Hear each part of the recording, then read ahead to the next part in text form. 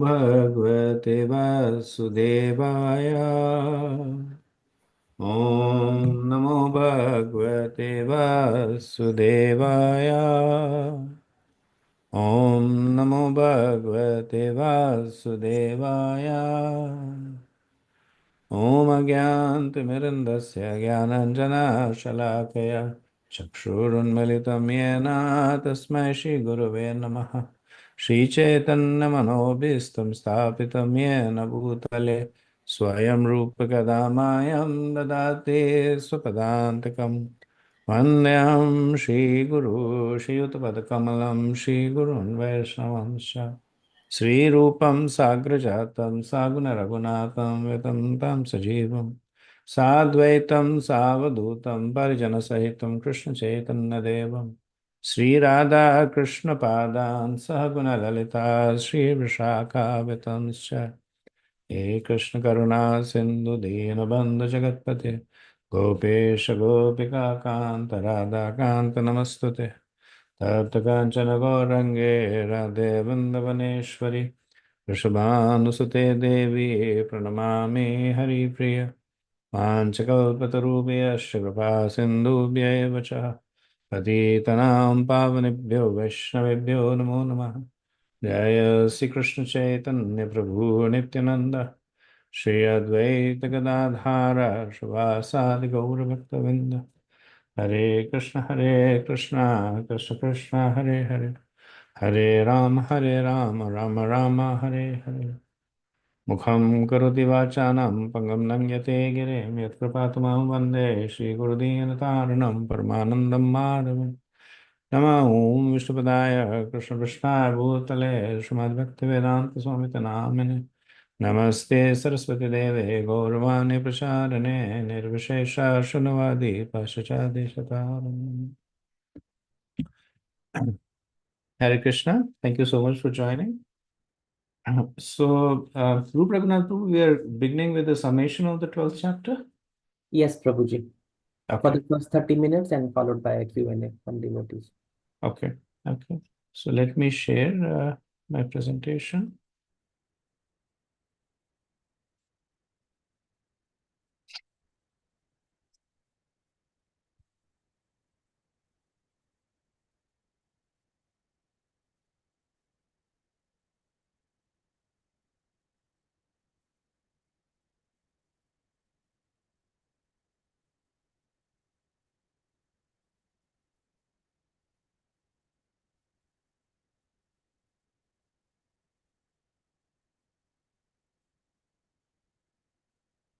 Okay.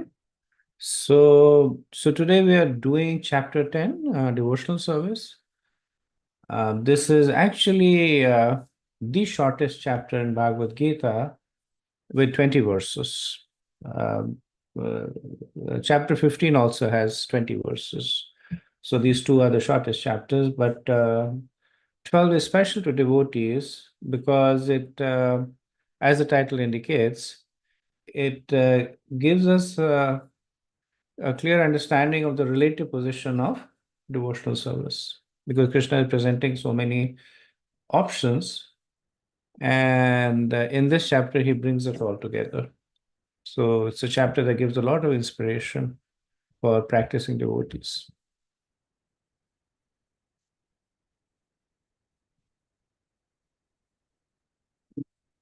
So we can start from, so in the 10th chapter, we see that Krishna spoke the Chatushloki to give the increasingly confidential nature of the knowledge, right? So he reveals the essence of the Bhagavad Gita in the Chatushloki, and then also he responds to Arjun's request of how to perceive him by talking about his various opulences, of how to see Krishna in matter. Then he ended the 10th chapter by saying that with a single fragment, he pervades the entire universe. And Arjun inquires more about that aspect. And Krishna then, in the 11th chapter, he shows his universal form. So he shows the universal form in terms of Vishvarupa, that pervades the entire universe, in terms of Kal Rupa, and which is time. And especially by seeing the Kal Rup, by seeing the Vishvarup, Arjun is awed with the opulences. And by seeing the Kal Rup, he is terrified because the Kal Rup essentially is death personified. So then he prays to Krishna to show his original two-armed form. And Krishna shows his four-armed form and then his two-armed form. So when Krishna reveals his personal form, he also notes that this can only be seen by devotional service. So Arjun has now witnessed Krishna's magnificent form in the universe, whether it is as Kal or Vishvarupa, and he did not have any attraction to it. So he wants to understand his own position. That am I at fault? That I am attracted to your personal form, but I'm actually repulsed by your impersonal form. Because at least from his perspective, this is also Krishna's form. So he wants to know which is actually Krishna's form. The two-armed form with which he's standing in front of him, or the universal form that he showed. And he also wants to understand that how is his position secured with respect to his relationship. So that essentially is the opening, the basis of the 12th chapter, where Arjun will ask Krishna that between bhakti and personalism, which is better. And then, so that's the first section. And then the second section, which is the famous yoga ladder, where Krishna will talk about the progressive stages of bhakti. And the third section talks about the qualities that endear one to Krishna, or looking at from the other perspective, qualities that appear in one who are dear to Krishna. Right? So it's both. So these are the qualities that devotees try to cultivate, and these are also the qualities that Krishna bestows on his devotees, and they manifest in the devotees. So this is the opening set of 7 verses of the 12th chapter, where Arjun is now asking Krishna that between the two forms that I have seen your scary Kal Rupa, your opulent Vishvarupa, and I also saw your I'm seeing a very beautiful two-armed form. He said, of the two, which is better? Right? So he says, which are considered to be more perfect? Those who are properly engaged in a devotional service, or those who worship the impersonal Brahman, the unmanifested? And in this, Krishna will answer with complete clarity. So he says that those who fix their minds on my personal form and are always engaged in worshipping me with great and transcendental faith are considered by me to be most perfect. And so he's indicating the superior position of the devotees. Right? So when you're talking about Krishna's personal form and then engaged in worshipping,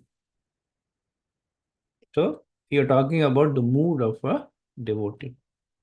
And Krishna says that they are the most perfect. So what about the class of people who are attracted to the Brahman? So for them, Krishna says that for those whose minds are attached to the unmanifested, impersonal feature of the Supreme, advancement is very troublesome. To make progress in that discipline is always difficult for those who are embodied. Right? So note that Krishna is not completely rejecting them because they're also transcendentalists, they're also spiritualists.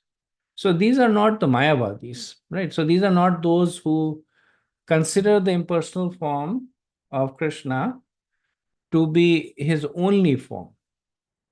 But there is a class of people that are known as Brahmavadis, and they're attracted to Krishna's impersonal form.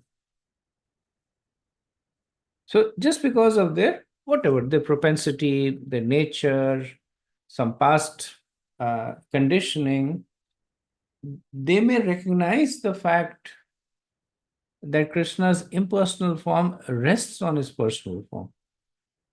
But yet, their minds are attached to the impersonal form. So that's why Krishna is saying that they will make advancement, right? So he says that advancement is very troublesome and to make progress is difficult. He's not saying that such people will not make any advancement, will not make any progress. Right? He's just saying it's very difficult. And why is it difficult?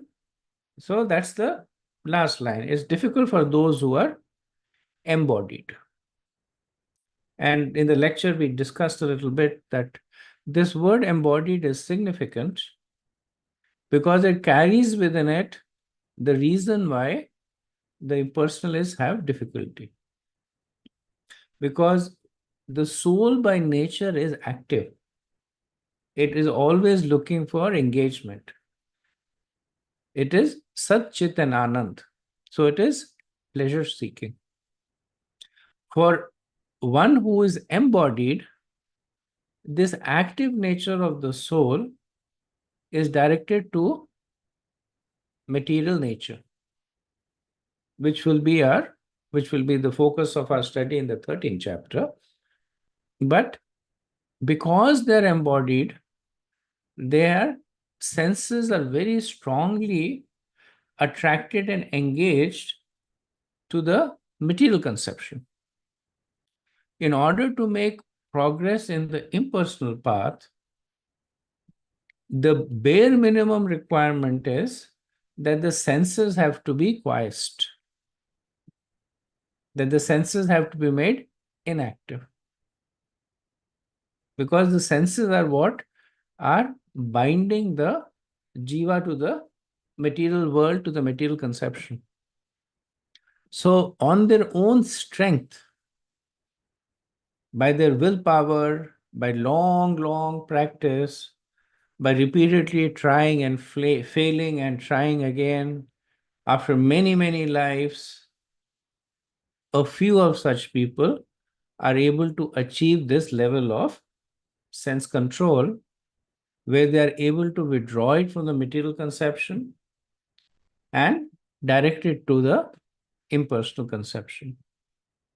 Even that is troublesome because once the senses are directed to the impersonal, there is no engagement for them.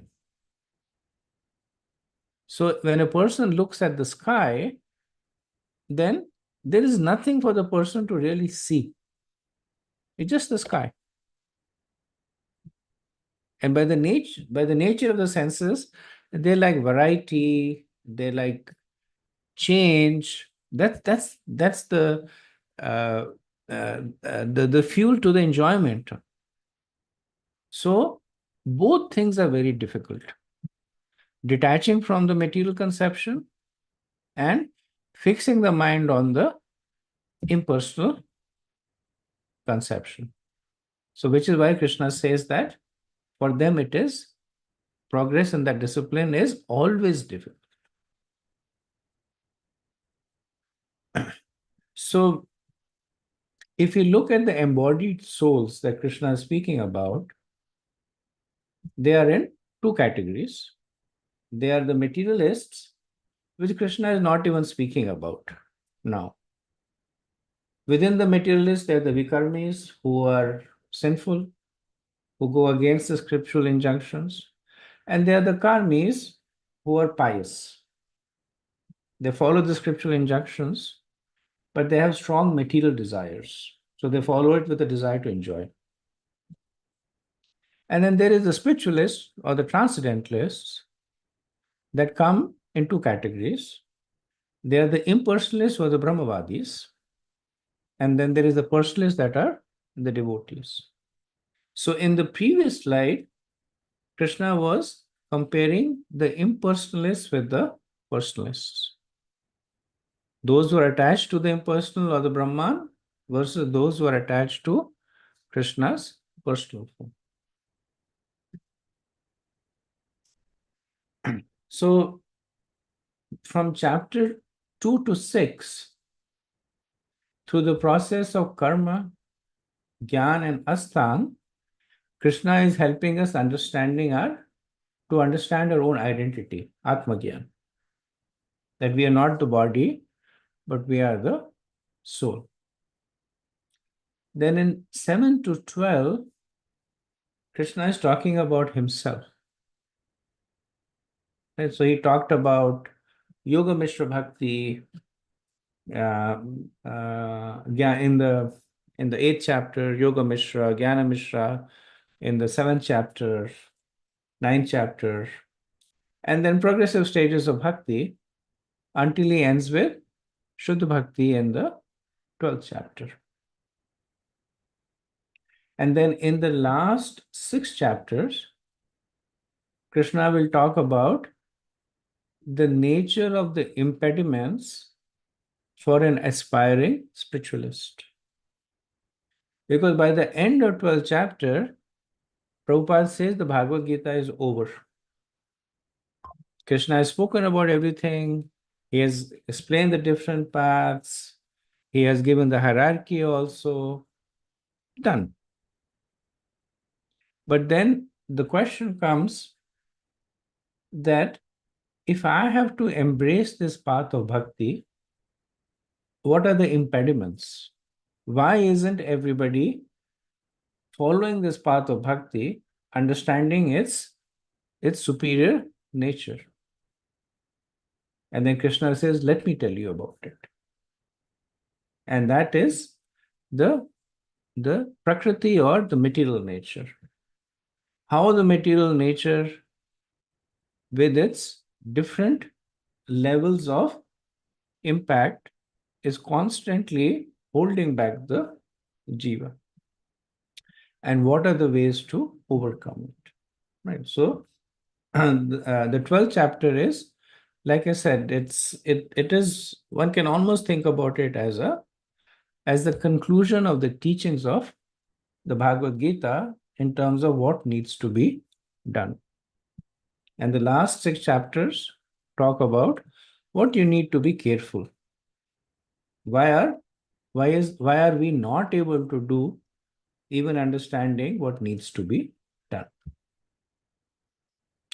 Okay, so this is one area where I'd ask you to pay extra attention, because this now is the essence of the 12th chapter, and in a way, essence of the Bhagavad Gita, because here Krishna will talk about progressive stages of advancement.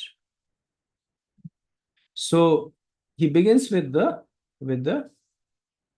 very bottom, which is Karma Kanda.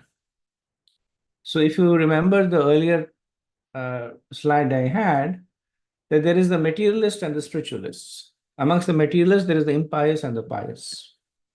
So the pious are what is Karma Kanda. So Karma Kanda are those people who perform activities for material gains. And really speaking, more than 95% of the Vedas is Karma Kanda. The Vedas are essentially, because most of the people have their conception, so most of the Vedas respond to it, which is, you do this, you worship Surya, you get a son, you worship Lord Shiv, you get a beautiful wife, you worship moon god, your intelligence gets improved. So there's so many processes, procedures, putra kameshi, how to get a son, etc., etc. And that from the Gita's perspective is the beginning of the human form of life. So those who don't even follow this are not considered to be humans. And Prabhupada says they're Dvijapad Pashu. They're animals, but they have two legs. So this is the bottom rung of the yoga ladder. Next is Gyan Kand. Gyan Kand is where one's attention becomes more spiritual in nature and it is focused on the self. So Gyan Kand is Atma Gyan. The uh, uh, concluding part of the sixth chapter, especially chapters 4 and 5. So that is Gyan Kand. What is the nature of the soul? How do we experience the our own identity not as the body but as the spirit soul? So important to understand that Gyan Kand is not academic knowledge. It is experience knowledge. The maturity of Gyan Kand is that the person is firmly established in the conception that I'm not the body, I'm the spirit soul. Right? So even though we show Gyan Kand as reading the scriptures, etc., which is a means to an end, but really speaking, Gyan Kand is developing self-realization as being a spirit soul. Then is Astang Yoga. That once you are established in your identity as a soul, Astang Yoga is trying to connect with something transcendental. And as we had discussed, what you connect with is what your conception, what conception you have faith in. With Astang Yoga, there are people who can connect to the Brahman, the impersonal form. With Astang Yoga, people connect to Paramatma, the super soul, and also in the earlier day and ages where uh, um, austerities and meditation was the recommended path, people also followed Astang Yoga as an anga of bhakti, as devotional service. Like we saw Dhruv Maharaj, he was performing such severe Astang Yoga, essentially to worship Krishna. So that's the next stage, where in addition to the soul, the person develops understanding of something transcendental. Whether Krishna is Brahman, Paramatma, or Krishna as the personality of Godhead. Now, the next stage is Karma Yoga. So, at this stage, Krishna explicitly comes into the picture. So, the nature of Karma Yoga is that whatever you do, you dedicate the results to Krishna. So, you may go out and make some money and you offer it to Krishna in donation. So, it may be dravya, it may be shram, maybe vacha, words, mana, mind. So whatever one does, one attempts to dedicate it to Krishna. So that was yad karoshi, yad asnashi, yad juhoshi, dadashi, yad. That essentially encapsulates the essence of Karma Yoga. Now, in Karma Yoga, the person is still attached to doing the work. So they do the work that they are attached to. But they have sufficient devotion to dedicate their result. So the surrender is still partial. The person is still independent minded, saying that I will do the work that that I derive pleasure from. So there is still that sense of my work, I will do it. But there is sufficient devotion to attempt to take the results and offer it to Krishna. The next stage is that of sadhana bhakti. Sadhana bhakti is where one is simply saying that I will do whatever pleases Krishna. So that sense of ownership of the work, that I am an engineer, so I would like to do engineering work, that sense of ownership goes away. And the surrender to Krishna is at a higher level, wherein the person says, what does Krishna like? Let me do that. But at this stage, the surrender is not mature. So that's why it's called sadhana bhakti. Sadhana means practice. So at this stage, the person practices trying to do what Krishna wants them to do. They may not have spontaneous attraction to these activities. Like all of us or most of us chant. After some time, we do develop some attraction to chanting. But even for most of the cases, we chant because it's an instruction that is coming from Krishna, from Mahaprabhu, through Prabhupada, through Guru Parampara, that we are supposed to chant. So we chant every day under the force of the instruction.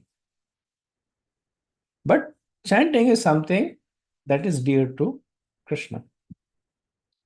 Same thing for deity worship.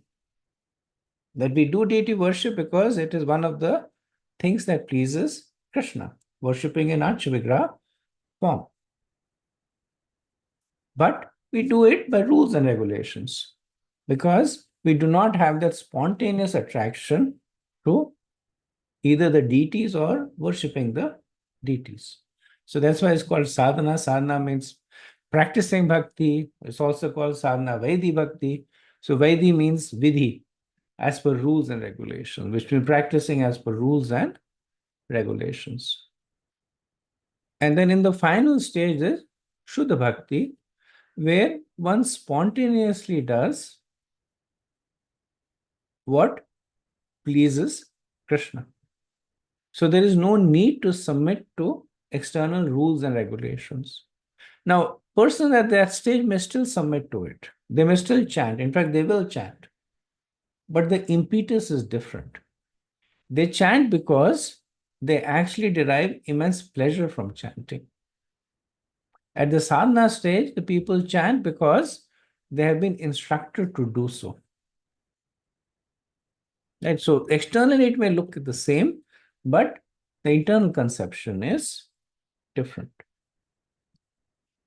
So what is the destination of people at different levels? So at the stage of Karmakanda, their destination is heavenly planets. Or they may take birth in the same in the same planet with more opulence. They may be rich or famous, but that's the destination, more material opulence. For Gyan Kanda, the destination is the impersonal Brahman.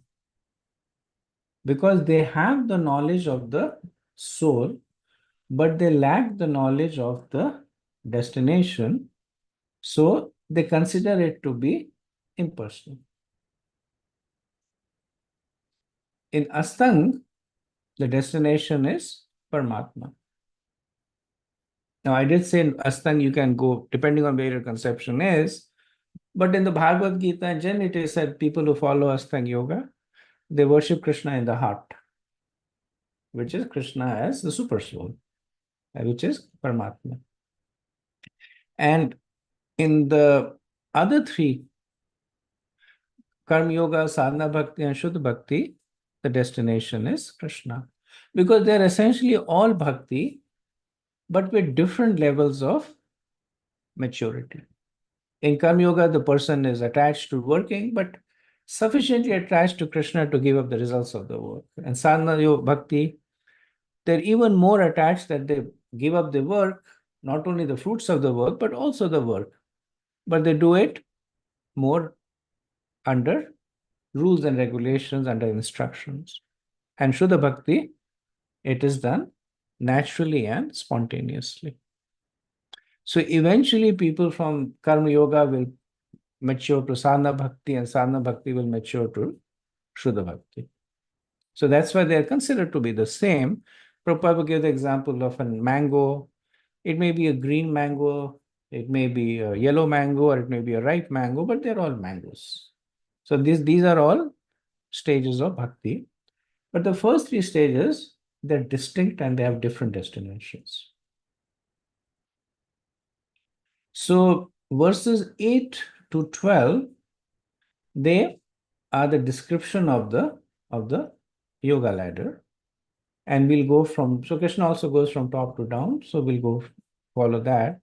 So verse 8 describes Shuddha Bhakti. Verse 9 describes Vaidhi Bhakti. Verse 10 describes Karma Yoga, also called Karma Pradhan Bhakti, where the working is the prominent driver.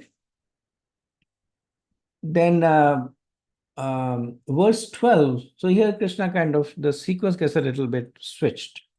So the next stage is described in the 12th verse, where Krishna talks about better than karma is Gyan, and better than Gyan is Astang. Right? So he establishes the bottom three layers. And 11th is essentially Karma Kand, Nishkam Karma. So Krishna talks about Nishkam, but we understand that Nishkam is the mature state of Sakam. So those who are Nishkamis, they can also be on the material platform, because by nature they are detached, not necessarily because they are attached to anything else. Right? So these 5 verses are the rungs of the 5 rungs of the yoga ladder. The upper 3 are bhakti. Bhakti is beyond the modes, it is the direct process, attachment to Krishna's personal form. The lower 2 are for those who are more materially embodied. So the upper 3 is the direct path, and the lower 2 is the indirect path. So one of the terms that is often used to compare the process of bhakti with other is that bhakti is like an elevator and the yoga is like a ladder. So if you look on the right hand side, this is the yoga ladder, which again, same stages, starts from Karma Kand, which is Sakam Karma, doing pious activities with a desire to enjoy the results, Nishkam Karma, doing pious activities but without desire to enjoy. Brahma Gyan is worshipping the impersonal, Astang is yoga, Karma Yoga is Kram Pradhan Bhakti, Sadhana Bhakti, and Shuddha Bhakti. Right? So this is the gradual process of elevation over the yoga ladder. And this is why Krishna also speaks about these paths. So sometimes people ask that if bhakti is so potent, then why doesn't Krishna just speak about bhakti? And this is the reason that even the other paths will lead to bhakti. And not everybody can take to the path of bhakti. So if Krishna had just given bhakti in the Vedas, then there would be either people who are devotees or people who are completely rejecting the Vedas. There's no in between.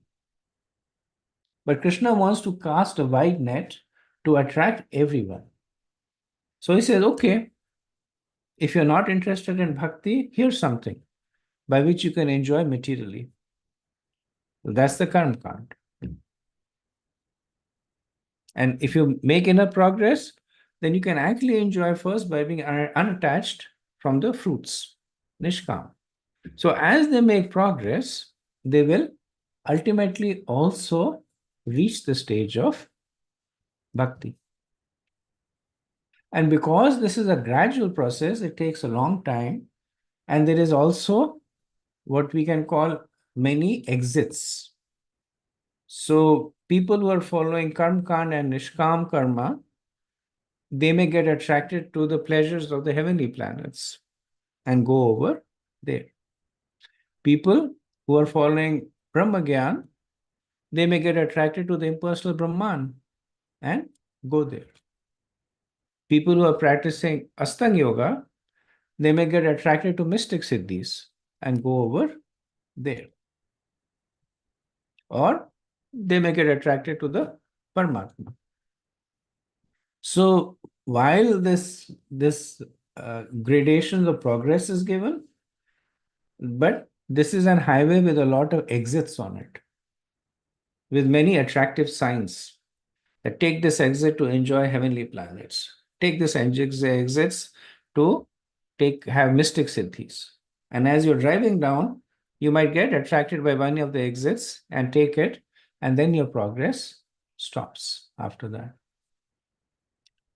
Now, when you compare this to what is the bhakti elevator, so let's look at the left-hand side, that there is no prerequisite to bhakti. If you look at the bottommost stage, so any stage, even vikarma, it's not that vikarma is the prerequisite, but the point is made that any stage, even vikarma, can take to the process of bhakti with Vaishnav Kripa. Vaishnav Kripa means by the mercy of a devotee. And then the progress on the path of bhakti begins. That one starts sadhana bhakti, then these are more finer stages. Nivritti bhakti is performing devotion without anarthas. Nishtha bhakti is performing devotion with full conviction. Bhava bhakti is performing devotion with spontaneous love. And prema bhakti is where the love becomes condensed to a very intense form. So they're essentially all bhakti, but different levels of advancement. So the difference is that in the yoga ladder, one has to climb the ladder on their own, and there are many rungs from which you can fall. But bhakti is an elevator. Krishna gives this assurance that once you reach the stage of sadhana bhakti, it essentially means that you have gotten into the elevator and pushed the button. And I want to go to the penthouse at the top floor. The elevator does the work for you. The work that you need to do is to stay in the elevator. So if you compare it with the ladder, every rung that you climb is your endeavor. You pull yourself one rung at a time, another rung at a time, but not in an elevator. All you have to do is to stay in the elevator. So all you have to do is to stay in the path of bhakti. So like we are sadhana, we are sadhakas, all that we are asked to do is to follow the rules and regulations of bhakti. It's not that we don't have aspirations for developing prema bhakti. We do. But what we are instructed to do is to follow the rules and regulations of bhakti, stay with the process, and the process will carry you all the way to the stage of maturity. So in an elevator, there is somebody else that is doing all the work. Right? And so that is in this bhakti analogy, Krishna is doing all the work. Right? In the Chaturshloki where Krishna says that Tesham evanukam partha aham ajnanajam tava. Right? Krishna keeps saying, I give them this, I give them that. So the heavy lifting is done by Krishna. Krishna is the is the motor that is driving the elevator. We have to just stay in the elevator. And Krishna will rescue us. So why does Krishna present alternate paths? We discussed this. Krishna wants to engage everyone as per their propensities. All paths are designed to ultimately lead. We saw that. We compared the yoga ladder with the bhakti elevator. However longer the path, the greater the chance of a detour or a fall down. Right? We saw in the yoga ladder how at every rung there is a detour or a fall down. And the path of bhakti is the fastest, safest, and the most enjoyable. Right? You simply do what Krishna wants you to do, and Krishna takes care of everything else. So why is Krishna willing to do all the work? Because this is the path that is dearest to him. Why is this dearest to Krishna? Because it is dearest to Krishna. Right? So because Krishna is a person, he enjoys personal relationships. He enjoys the rasa of interacting with each one of us. So that path is dearest to Krishna. And he's supremely independent, his Swarat. He chooses to make that path dearest to him. And so we can debate that Krishna could have made the other part dear to him. Yes, but he did not. So Krishna makes bhakti the path that is dearest to him. And there is, of course, a science behind it. There is the whole science of personal interaction. But at the end of it, it is Krishna's wish that he reach out and help his devotee. So his helping hand is always there. So that's the end of the yoga ladder. Then qualities that endear one to Krishna. And I've taken a sample of the qualities. There are much more. There are 36 qualities, but they're in these three categories. Then qualities that are for the self, the person is pure and expert, self-controlled, free from proprietorship, false ego, free from pain, free from endeavors. So some qualities are for the self, some qualities with respect to others. That the person is satisfied, tolerant, and neutral, neither laments or desires, transcendental to auspicious, inauspicious acts. And then qualities with relation to Krishna. Always engaged in devotional service, determined, mind and intelligence fixed entirely on the Lord. And like I said, there are two reasons Krishna talks about these 36 qualities. One is that because devotees want to endear themselves to Krishna, they aspire to develop these qualities. And the second is that it is also a barometer of one's spiritual progress. Sometimes devotees ask, how do we know that we are making spiritual progress? Right? Because it's not that we suddenly overnight uh, go to the spiritual world. We could, but we also have our own anathas to deal with. So it's a process that we undertake. So how do we know that we are making progress? And by examining these qualities in ourselves, we can understand, are we self-controlled? Are we free from excessive endeavors? Are we equipoised in difficulties? Are we becoming more detached materially? Are we engaged in devotional service? So as these qualities manifest in us, we understand that Krishna is decorating us with these qualities in response to our endeavor. And then we know the process is working. Because the process, unless one gets tangible proof the process is working, how can one stay in this process? There are people who, when Prabhupada came, there were people who were teenagers, 16 years. There's a Mataji in the temple. She joined Prabhupada when she was 16 years old. And now, and this was back in 67. And now, whatever, 55 years later on, she's still very enthusiastically engaged in devotional service, right? So many years one engages in devotion, not to speak of so many births. How do we know? So we know because we see these qualities manifesting in us, right? So Krishna says that all these qualities naturally develop in a devotee. This is why Krishna says such a person is very, very dear to him. He says Ati Priya. So, summary, Arjun requests for Krishna to clarify who is superior, the impersonalists or the devotees. Krishna says the devotees are dear.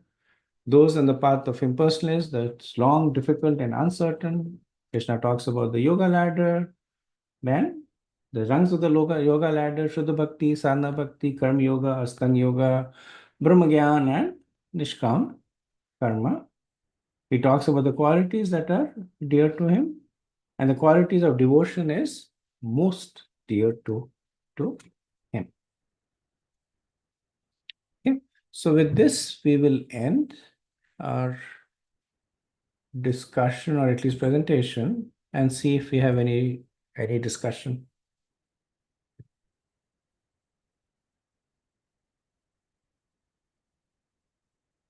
Go ahead, Kaushik Prabhu.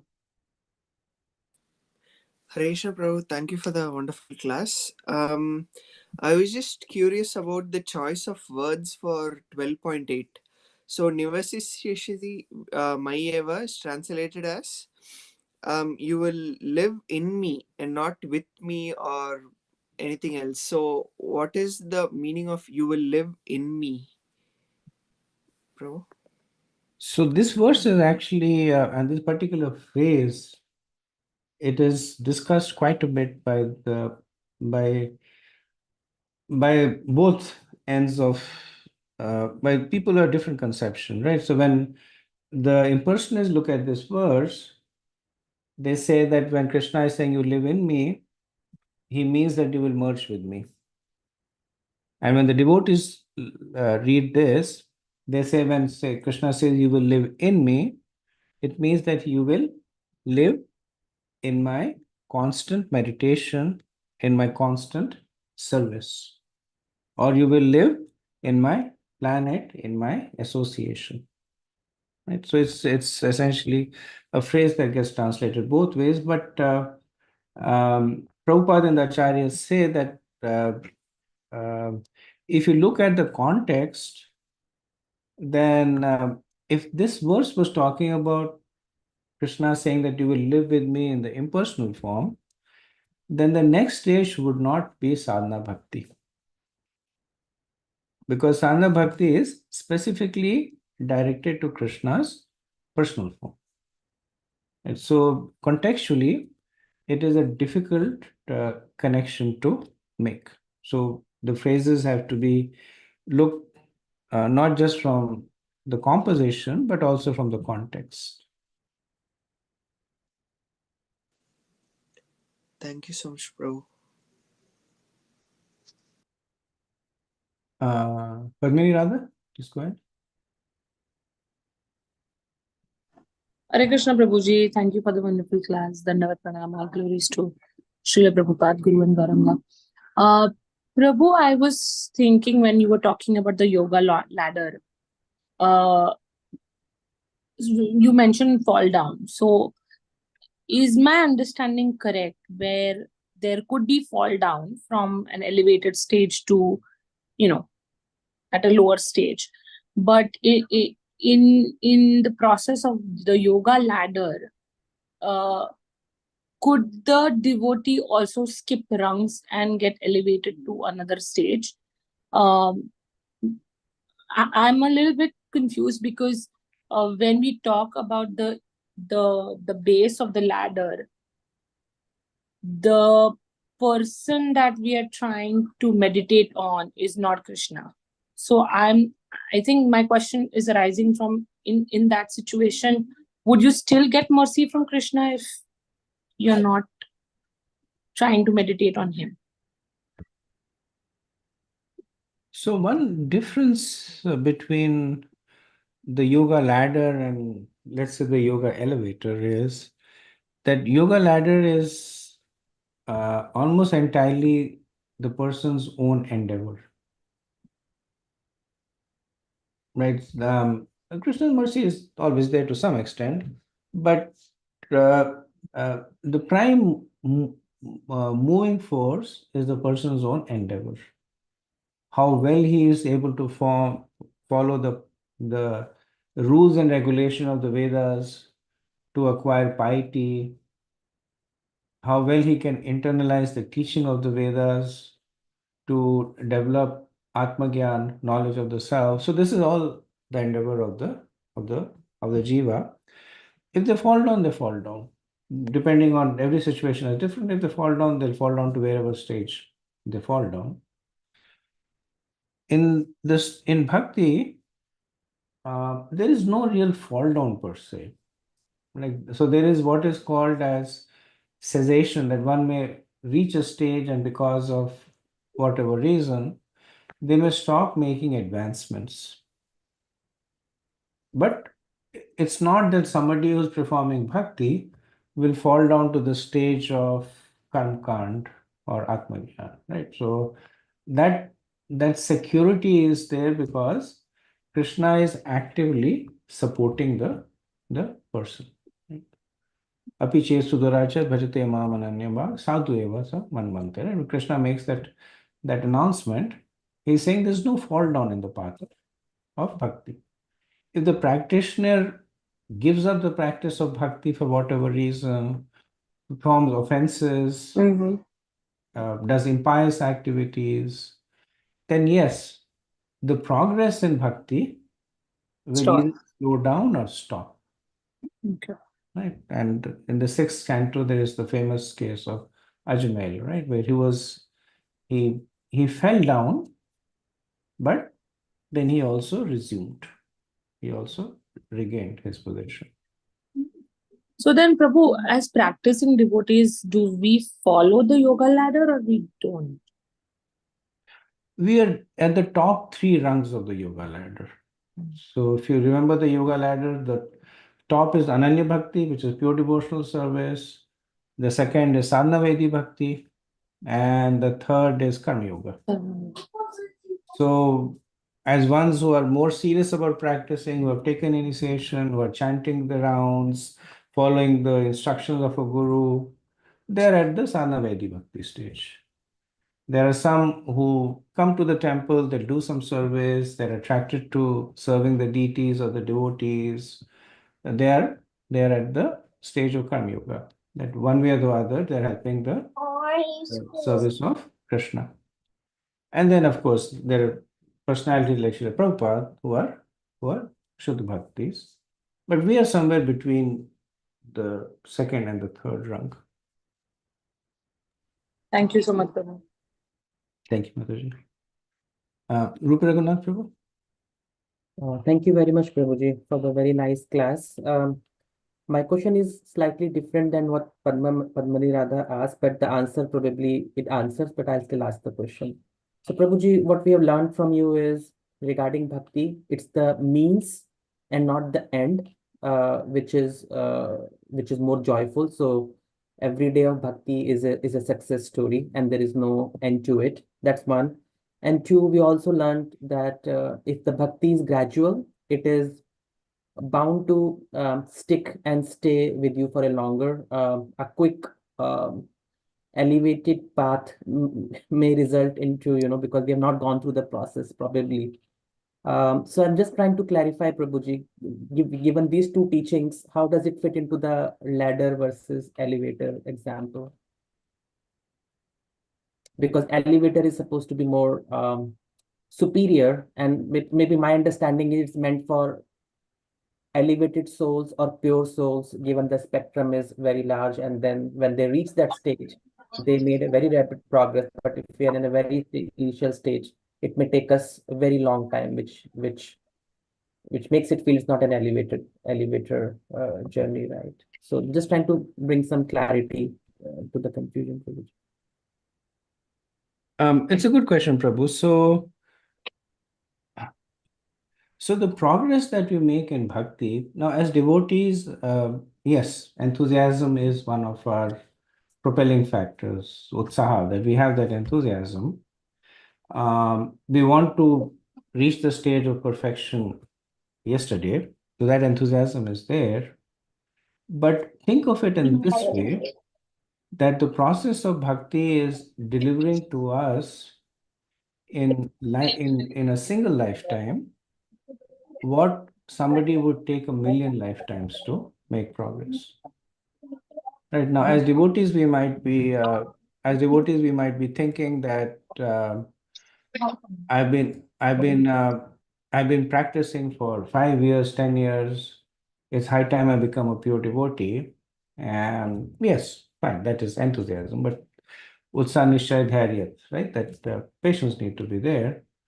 But thinking of in terms of where we are and where bhakti is taking us. So we are not on an elevator, we are on a super fast elevator. Mhm. Right. We may think that, okay, 5 years I've been practicing, 5 years is too long. But 5 years is a spark compared to 5,000,000 lifetimes that we have led trying to enjoy in different ways, whatever ways we're trying to enjoy it.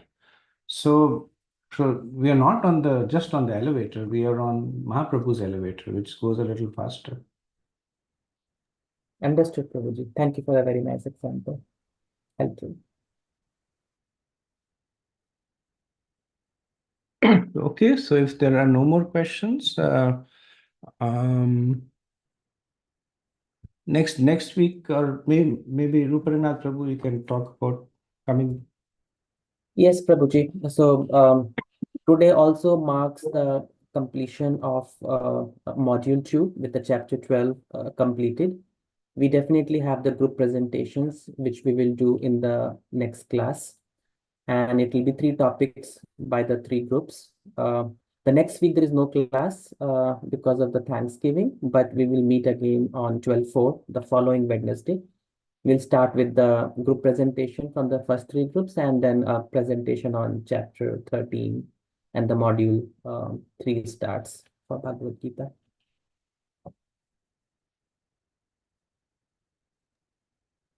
There is also the exam related topic that I posted on the group. So just wanted to bring everyone's attention that it's 1 month from today for you to submit your test paper as per the process that we have already practiced. Prabhu, you mentioned as 1/4 1 month in the from chat. now. 1 month from now, Prabhuji. It's in the chat. It is mentioned as 1 month from 12/4, which is 1/4. I will cross check, Prabhuji, but it's 1 month from today. Prabhu, that's probably because the last presentation of chapter 12 is happening on December 4th, right? So maybe that's why we must have thought of, because Yeah, that would be no, the I actual think conclusion. Chaitanya Prabhu, check my message from today. I can resend it, but it says 12:20. Oh, And okay. yeah,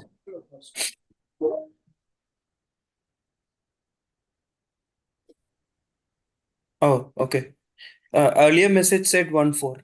yeah, and I corrected it today, right, Prabhuji?